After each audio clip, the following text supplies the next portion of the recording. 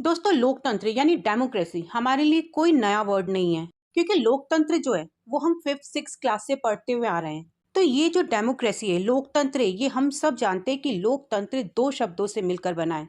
लोकतंत्र का अंग्रेजी पर्याय डेमोक्रेसी है, जो दो ग्रीक शब्दों से मिलकर बना है, डेमो और क्रेटिया। डेमो यानी जनता या लोक, और क्रेटिया यानी शक्ति, शासन या तंत्र। तो इस तरह से लोक का अर्थ है जनता और तंत्र का अर्थ है शासन, यानी जनता का शासन। मतलब लोकतंत्र या प्रजातंत्र एक ऐसी शासन प्रणाली है जिसके अंदर जनता अपनी इच्छा से निर्वाचन में आए हुए किसी भी उम्मीदवार को मत देकर अपना प्रतिनिधि चुन सकती हैं और उसे विधायिका बना सकती हैं।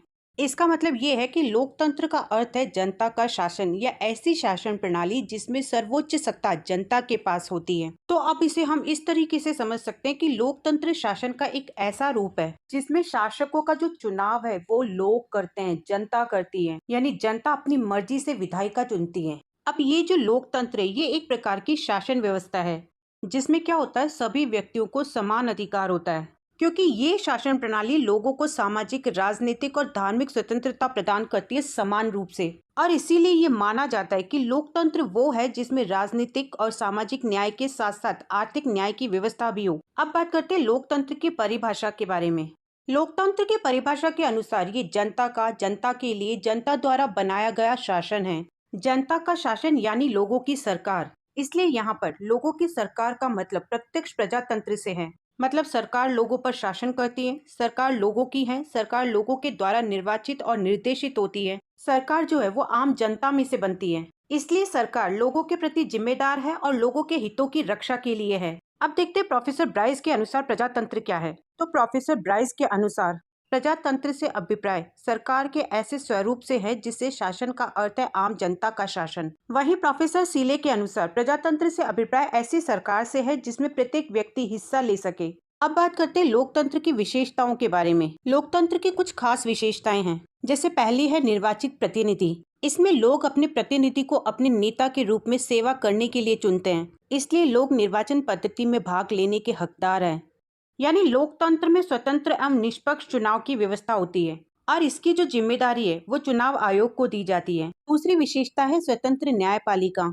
इसमें विवादों को लोकतांत्रिक तरीके से निपटाया जाता है, क्योंकि अदालत सरकार से स्वतंत्र होती है। क्योंकि लोकतांत्रिक व्यवस्था समानता के अधिकार पर आधारित होती है, इसलिए जनता के मौलिक अधिकारों की रक्षा के लिए स्वतंत्र न्यायपालिका की व्यवस्था होती है। तीसरी विशेषता है नागरिक स्वतंत्रताएं। लोकतंत्र की खास विशेषता है, क्योंकि इसमें लोग भाषण, अभिव्यक्ति की स्वतंत्रता जैसी नागरिक स्वतंत्रताओं का उपयोग कर सकते हैं। क्योंकि लोकतंत्र जनता को मौलिक अधिकार प्रदान करता है, जैसे लोकतांत्रिक सरकार के अंदर अपने विचार प्रकट करने, भाषण देने, लेख लिखने आदि की स्वतंत्रता प्राप्त होती है। चौथी विशेषता है संगठित विपक्षी दल। माना जाता है कि लोकतंत्र में एक सुसंगठित विपक्षी दल होना बहुत जरूरी है, क्योंकि ये कार्यकारी शाखा पर नियंत्रण के रूप में कार्य करता है। पांचवी विशेषता है कानून का शासन। लोकतंत्र में कानून का शासन हमेशा कायम रहता है और हर कोई कानून के अधीन होता है, क्योंकि कानून की नजर में कानून सर्वोच्च है और यही वजह है कि सभी जनता के साथ समान व्यवहार किया जाता है। छठी विशेषता है जनता सर्वोच्च है।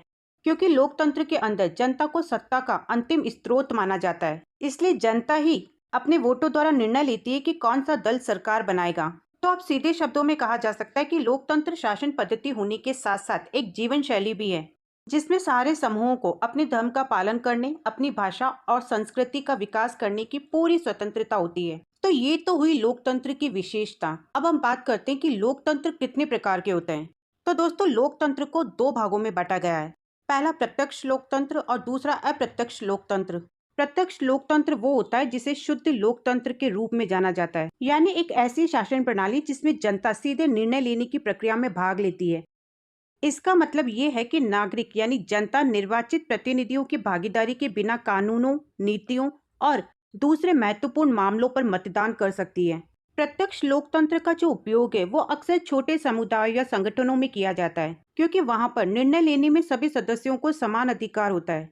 और अप्रत्यक्ष लोकतंत्र वो होता है जिसे प्रतिनिधि लोकतंत्र के रूप में जाना जाता है।